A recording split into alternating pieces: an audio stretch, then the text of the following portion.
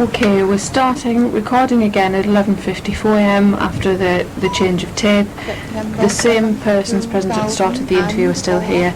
Dave's going to repeat the last question that he asked. Just before the tape ended, I was querying whether the idea of recording cases twice on this database was happening because of clerical error, or whether there was any viable reason why that should have been happening. Well, clerical error could have come into it at times, but in my opinion, the majority of the time, and this is backed up by the evidence that I collected in my personal file, is because Anthony was manipulating the statistics on his section in order to give the impression the team were performing better than they were. And I'll give you an example. You have a case, say you have a case from T. Smith and the Nino. If you record it just under the Nino and miss out T. Smith, then you've got one case.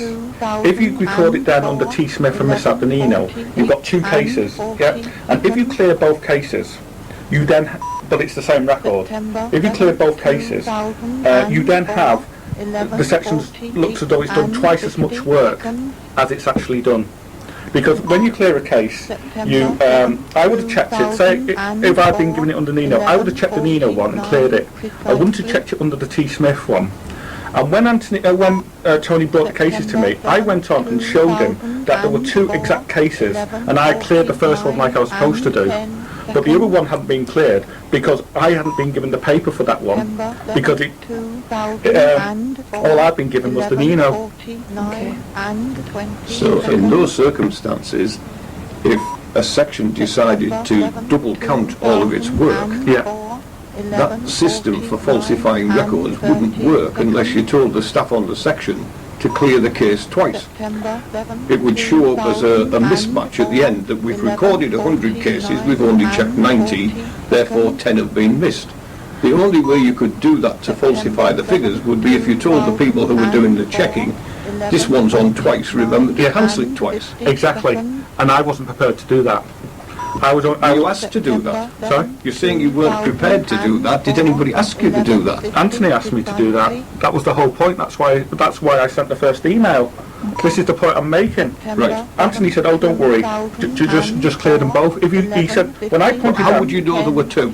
Because Tony would say to me, "This case hasn't been cleared."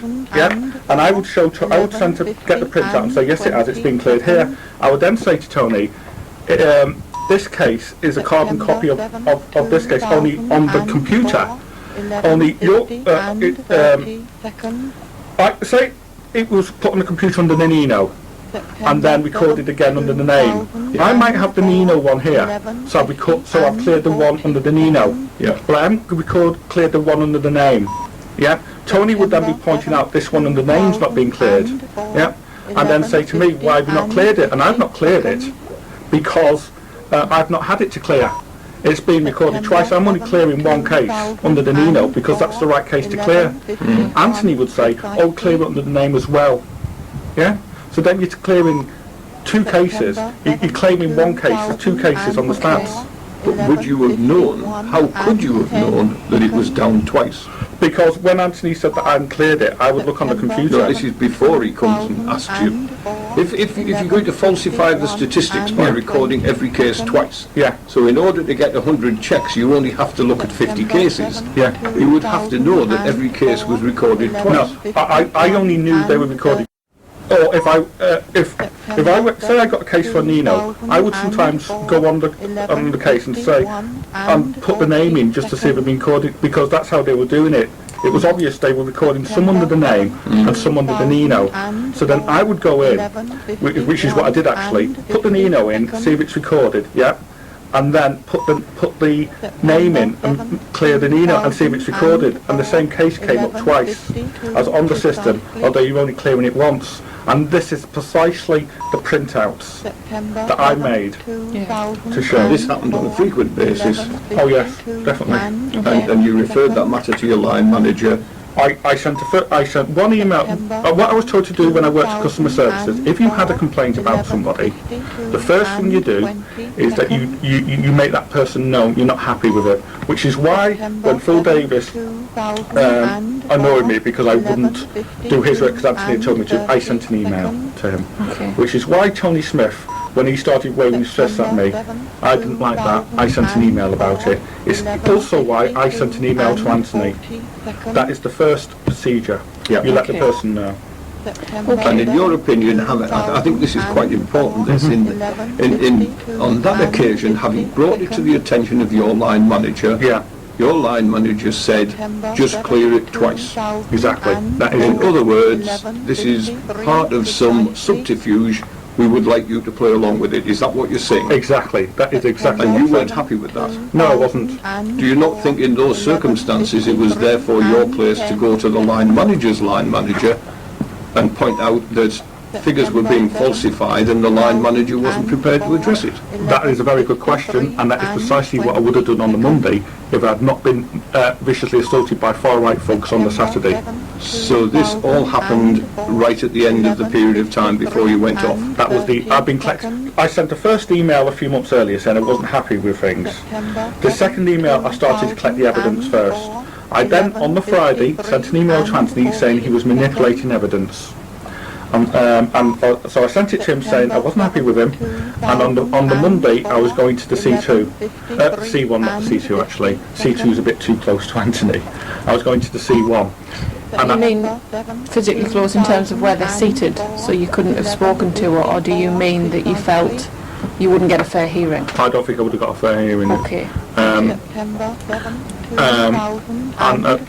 That is exactly what I was going to do on the Monday, but as it happened, I got viciously assaulted by far-right folks on the Saturday. During that 2-month period, what you were doing was amassing the evidence to support your contention. Well, that's what I was told to do at customer services. I was told that if you wasn't happy with something, first collect the evidence. Right. Okay. That's fine. Thank you very much for that. I think, I'm sorry I laboured that point, but I wanted to know exactly what it was that you were suggesting and what exactly you intended to do about it, and that's fine. And my email was sent on the Friday just before I went off, which is the evidence, which is one of the reasons I believe human resources are not releasing my personal file, and because they can see that is exactly what happened.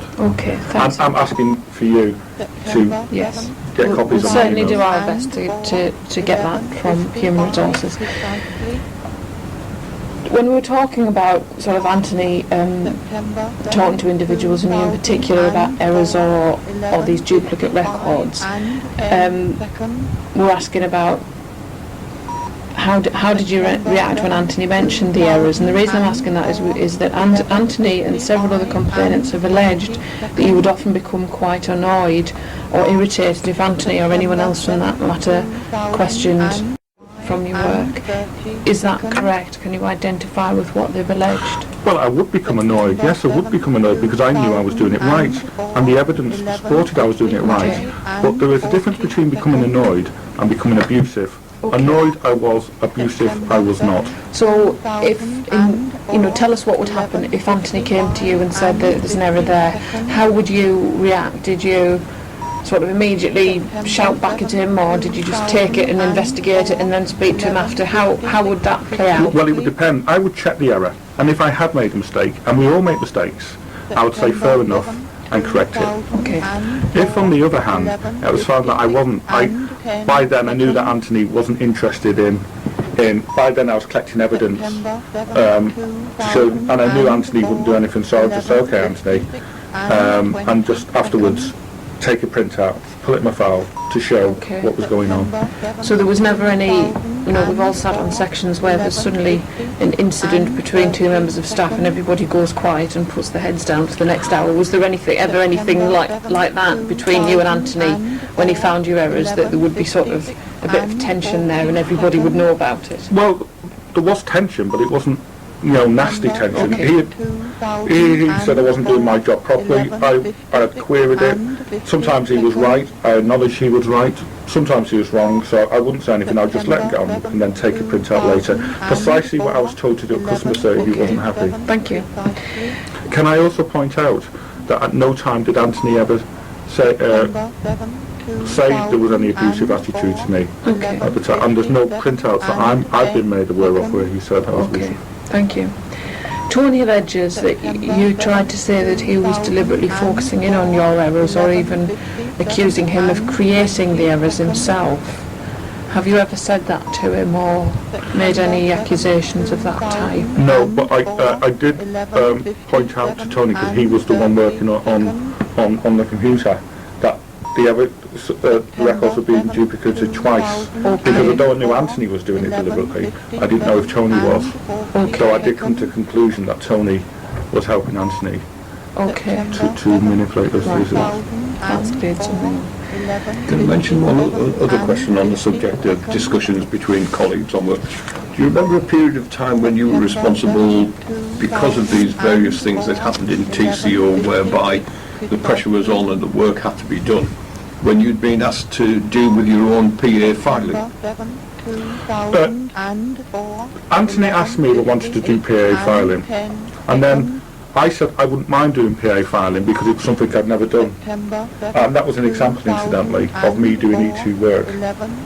What Phil Davis is saying I wouldn't do it, now Anthony's saying I did do it. So you've got a contradiction there from two people. But as it happened, Anthony took me off it within a day of doing it because I had to go back on helpline again.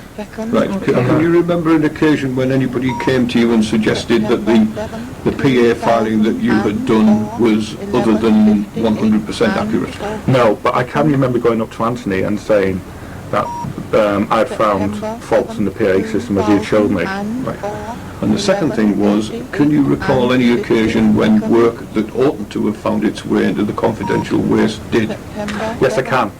And it was me who found it, not Tony, as he's applying. I knew that I'd kept a record of a case they showed me. And Anthony said to me, well, where's it? Show it me. And I couldn't find the evidence in the tray, but I knew I'd done it. So I thought, well, where would somebody put that evidence? So I emptied the bin there and then and found it, and I took it to Anthony and said, here it is, it's tore up in the... It'd be a very big conspiracy. Well, of course it is. But I mean, what do you expect? You've got people now working on the team. These people have now all been together. It would be... people are not going to speak, are really going to speak out if they have to work with these people. All the people I take you've spoken to all work in that immediate area, which means they have to get necessarily. They have to get. They did at one time. They do not necessarily do so now. Okay. Therefore, would have no axe to grind whatsoever. As far as we know, these people you're talking about may not work on the same section, but they may have an interest in getting promoted. And we own, and the system at the tax credit office is that managers choose who gets promoted, and it would only take a manager on that section to speak to his or her new manager if there were such a people. You know, I'll Tim make such an allegation. Exactly, because, and this is the point I'm emphasising, just before I went off, I sent an email to my line manager, Who isn't Tim, complaining that he was manipulating evidence. Now that line manager is responsible for Tim's appraisal. That line manager has the power to say whether Tim gets, stands for promotion or not. That line manager also has the power to say whether Tim fails his appraisal and thereby doesn't get a pay rise. That gives that line manager a lot of clout over Tim. Does it not give that line manager a similar degree of clout over every other member of the section? Exactly. I understand every other member of the section haven't made a complaint. Which of course is suggested in itself, and I'll come. But we have spoken to some of the people who didn't make a complaint, who did work in the same part of the office, who do consider that by your frequent and unpleasant comments to Tim, that he was bullied. Right, well, if these people, if they exist, and I'll take your word for it, they do, felt that was the case, then why didn't these people say so at the time? One might well ask the question, why didn't Tim say so at the time? Exactly. But it is a peculiar thing, and I'm sure Sue will have dealt with instances of similar events in the past. It is quite incredible the extent to which members of a staff of a section will put up with problems day in, day out, week in, week out, until there comes a point where they decide they can take no more. And in every instance, you could say to that, in that particular case, why didn't you say something weeks ago? And the person says, well, I just thought it wasn't sufficient of a thing for me to complain about. And then suddenly you end up with a massive complaint that has festered away for months. Can I just say, what would the manager do in that situation?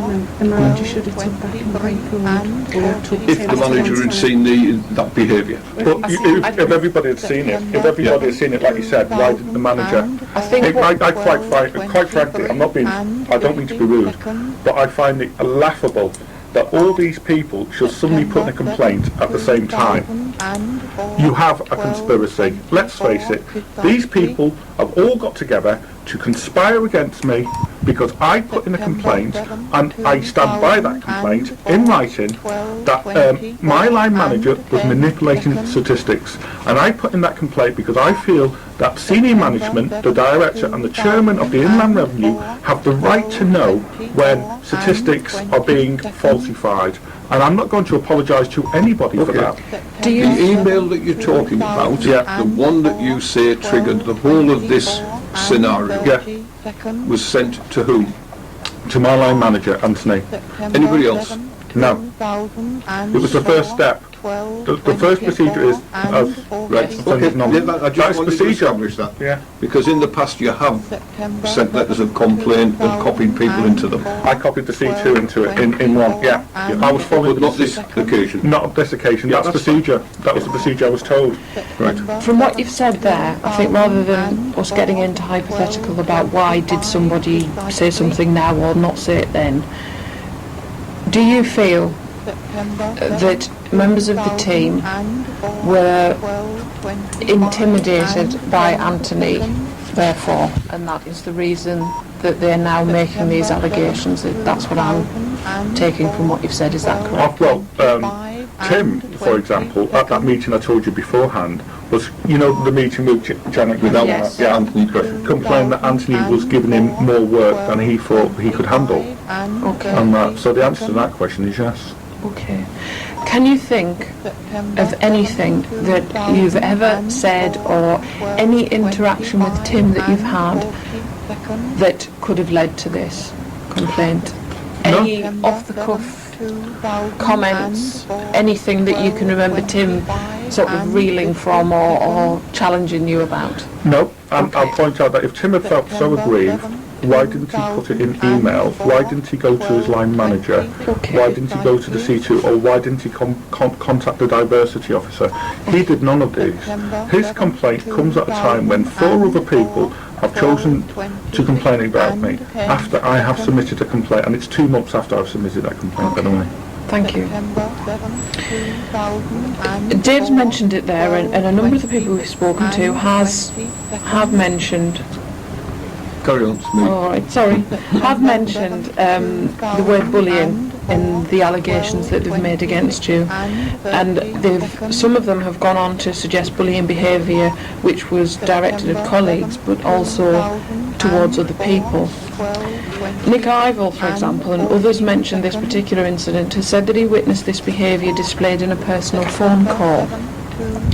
He cited a particular occasion when I think you were on the phone to a rail company about a ticket mix-up, and you became quite heated at the person or allegedly you became quite heated with the person at the other end of the phone, and said you were believed you were being given poor service because you were Pakistani. Can you remember that phone call? No, that phone call didn't take place, basically. Can I have a few minutes where I can discuss Certainly. this? Do you want us to stop the tape? Please, yeah. Do you want us to... No, you don't need to leave. I just need to go through the Okay, the time is 12:33 p.m. and we're stopping the tape for a couple of moments. September 7th, 9 minutes. September 7th, 2004. It's now 12:35 p.m. All of the persons present at the start of the interview are still here. And we've decided to break for lunch, and the question regarding the telephone conversation that Nick Ivell has mentioned will be raised after the lunch break. The interview is breaking for lunch at 12:35 p.m.